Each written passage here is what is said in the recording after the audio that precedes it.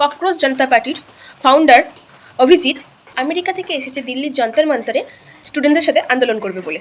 বর্তমানে তার ইনস্টাগ্রামের ফলোয়ার সংখ্যা 26.9 মিলিয়ন। ককরোচ নামে একটা গ্রুপ তৈরি করেছিল রাতারাতির মধ্যে।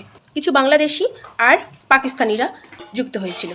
আর আমাদের দেশের বেকার যারা কোনো ক্ষমতা নেই কিছু করার, শুধু রিলস বানায় ঘরে বসে বসে, পলিটিক্স নিয়ে ধর্ম নিয়ে মাতামাতি করে, সেই সমস্ত ছেলেমেয়েরা যুক্ত হয়েছিল।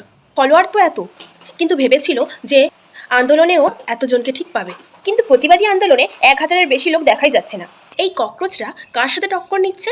দেশের সর্বোচ্চ প্রধানমন্ত্রী নরেন্দ্র মোদীর সাথে, যার বর্তমান ইনস্টাগ্রাম ফলোয়ার 105 মিলিয়ন ফলোয়ার, যিনি কোভিডের সময় 75 বছর বয়সেও নিজের জীবনের পরোয়া না করে কোভিড ভ্যাকসিন আগে নিজে নিয়েছিলেন, তারপর 140 কোটি ভারতবাসীকে বলেছিলেন এবার আপনারা নিরাপদে নিতে পারেন।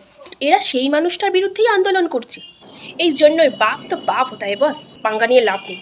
এই ককরোচ, তুমি কি করেছো দেশবাসীর জন্য? তুমি আন্দোলন করছো প্রধানমন্ত্রী নরেন্দ্র মোদীকে নিয়ে? সত্যি দিক এদের। যারা আমার সাথে একমত তারা প্রতিবাদ জানিয়ে ভিডিওটা শেয়ার করে দিন।